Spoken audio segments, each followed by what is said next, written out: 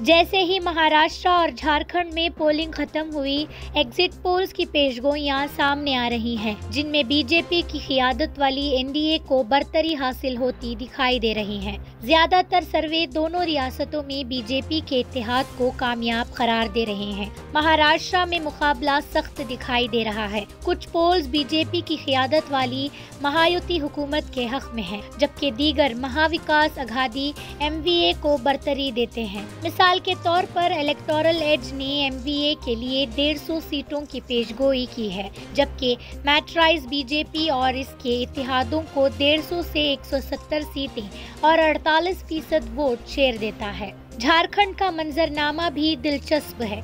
Excise माई India Congress JMM इत्तेहाद की वाजी कामयाबी की पेशगोई करते हुए कहता है कि वो 81 में से 53 सीटें जीत सकते हैं।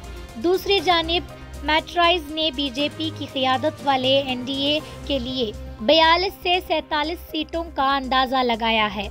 दीगर एग्जिट पोल्स आमतौर पर झारखंड में एनडीए की मजबूत कारकर्दगी की पेशगोई करते हैं। महाराष्ट्र की 288 नशिस्तों पर मुश्तमिल असेंबली में अक्सरियत के लिए 145 सीटें लाजिम हैं, जबकि झारखंड की 81 रुकनी असेंबली में 41 सीटों की ज़रूरत है। फिलहाल महाराष्ट्र में बीजेपी शिवसेना एनसीपी का इत्तेहाद हुकूमत कर रहा है, जबकि झारखंड में कांग्रेस जेएमएम इत्तेहाद हुकूमत में है। एग्जिट पोल्स की हलचल के बावजूद इलेक्शन कमीशन ने आवाम को इन पेशगोइयों को एहतमाम से लेने की याद दहानी कराई है, क्योंकि पिछले पोल्स अक्सर गलत साबित हुए हैं। असल नताइज 23 नवंबर को सामने आएंगे, जब तस्वीर वाज़ी होगी।